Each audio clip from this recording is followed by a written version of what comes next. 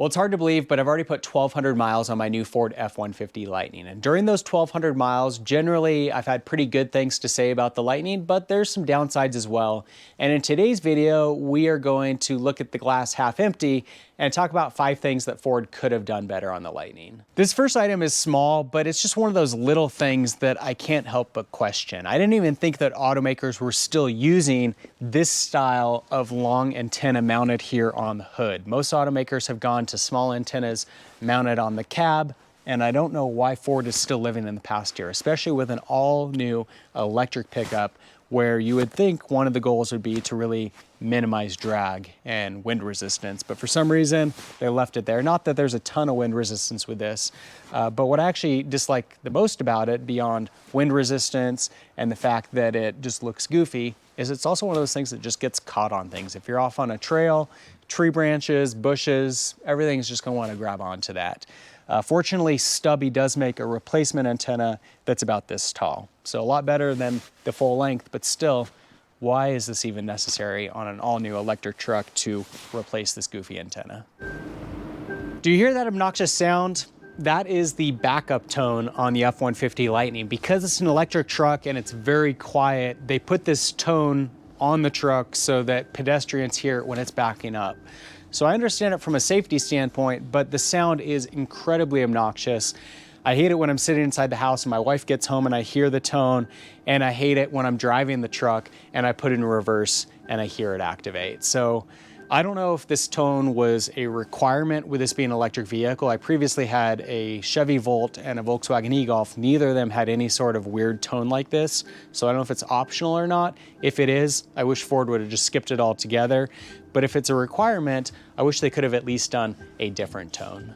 With a gasoline vehicle, you're gonna get a readout that tells you what your gas mileage is and a fuel gauge that tells you when you need to refuel. But that's about all the information that you need. You don't need information on how much gasoline you used on each trip, how much gasoline you need to fill up, how long it's gonna take to fill your tank with gasoline, because it doesn't really matter. Gasoline vehicles can travel a lot further than electric vehicles, and they can refuel a lot quicker. That information on an electric vehicle is critically important though, because you can't travel as far and it takes a lot longer to refuel. And so it's important for a vehicle to give you a lot of information about how much electricity you're using, how much range you've used, how much you have remaining, how various features in the vehicle affect the range, the climate control, heated seats, heated steering wheel, the audio system. As you use some of those accessories in the vehicle or plug things into the vehicle, it's important to know how that's going to affect the overall range, especially in situations where you may be getting close to your limit in terms of overall range. Likewise, in towing situations, you're going to have a significant impact on that range. And it's important for the vehicle to give you that information so that you know how to plan out your trips and how to plan your recharging. With recharging, it's important to know how long it's going to take to recharge, whether you're charging on a standard outlet, a 220 outlet, or a fast charger. And with the Lightning, they just don't really give you a very clear, concise overall view of some of that information. A lot of it is there, you just have to kind of dig for it, but then it also feels like some of that isn't really there. And there are certain startup and closing screens where they could provide a little bit more of that information to help educate you as a driver. When you first get into the Lightning, you'll see that on the instrument cluster, it does give us the remaining range as well as the percent that our battery pack is charged to.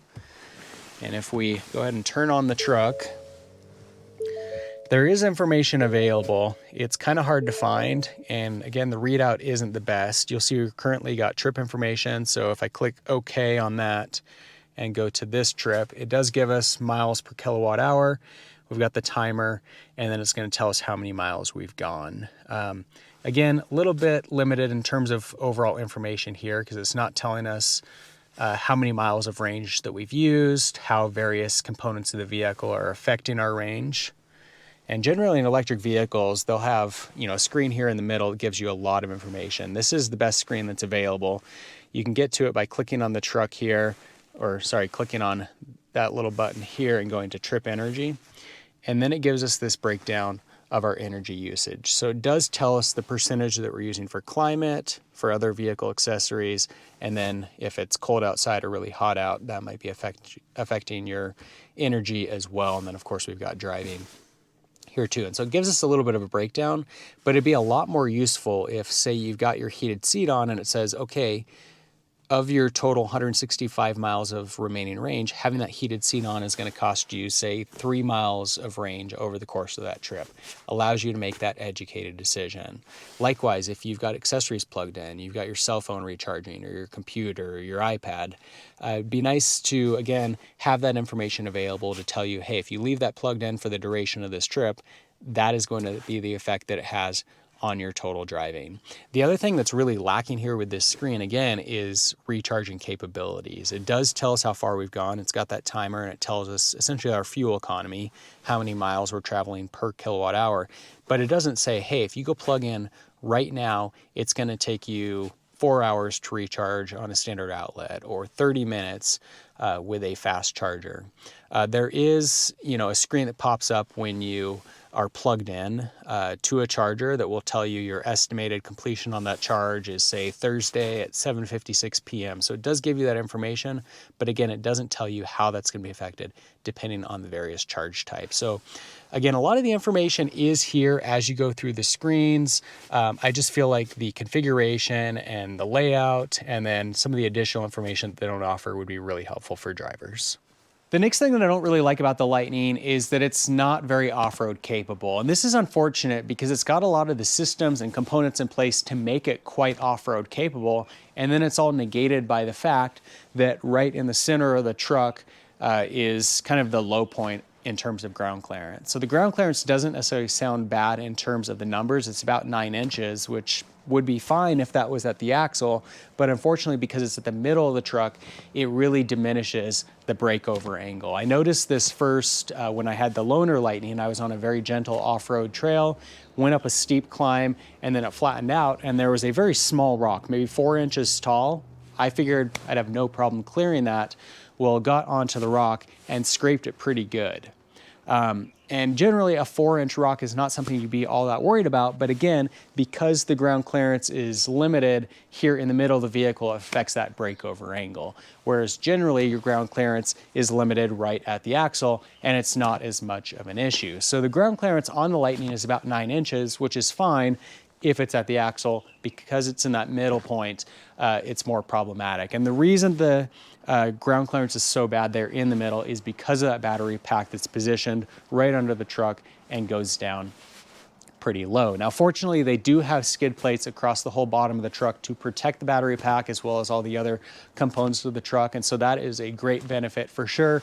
And then, of course, because it's an electric vehicle, it's got some pretty impressive traction control capabilities to help it in those off-roading situations. And it also comes standard with a locking rear differential. So a lot of those systems, again, are in place, but because of that ground clearance, it's definitely affected significantly. And then, of course, because it's an electric vehicle, if you start putting on all-terrain tires, smaller wheels, lift kits, it's going to affect that range significantly. I really like the optional 15.3-inch multimedia display that you get here in higher end trim packages of the Lightning. It's a focal point of the cabin. It gives the truck a really premium appearance, a more modern look than what you get in the more base models of the Lightning. And it's also a very intuitive system. It's easy to use. It's very functional. It's got a really nice layout, and there's a lot to really like about the system. The one thing, though, that I don't like is that the climate control, which is down here at the bottom, is a little bit tricky to use when you're trying to keep your eyes on the road. And that's one thing that's definitely an advantage of those lower end trim models, is that the climate control is separate from the multimedia display with buttons down below. Now, this system is very easy to use, very intuitive when you're stopped and you're able to focus on it and to place your finger properly, but it's hard to place your finger when you're driving down a highway and you're trying to keep your eye on the road. So for example, with the climate control, you've got a little minus and plus that you can adjust that temperature up and down, or you can push on it and you can take your finger and slide this up and down. As you can see, again, very intuitive and easy to use, but when you're trying to keep your eye on the road, that can be a little bit easier said than done. Same thing with the heated seat. If you push on that, it's a 2-step process to either heat the seat or cool the seat. And again, very easy to use when the vehicle is stopped, but when you're trying to keep your eye on the road, it's just hard to be able to know exactly where to put your finger without taking your eyes off the road. It's the same, of course, on the passenger side here for climate control as well as the heated seat. And then if we push on this, if you want to change where that air is going, again, it can just be a little bit involved to make these adjustments or to turn the e-heat on and off. The e-heat is the more energy intensive use of the heat, as opposed to if that's turned off, the vehicle is going to conserve energy, but the heat's not really going to be all that functional. So as you can see, again, a very intuitive system, very easy to use if you're stopped and you're able to focus on it. But if you're driving down the highway and you're trying to keep an eye on cars that are all around you, it's hard to place your finger exactly where it needs to go. So that's my glass half empty perspective on the all-new Ford F-150 Lightning, but the reality is I have a lot more good things to say about this truck than bad, and I would recommend it to anybody that's in the market for an electric pickup. If you guys want to see my last video upload where I covered 5 things I like most about the truck, be sure to watch for it at the end of this video. If today's video was helpful, make sure to give it a thumbs up, and for more videos of the all-new Ford F-150 Lightning, be sure to subscribe. In the meantime, thanks for watching.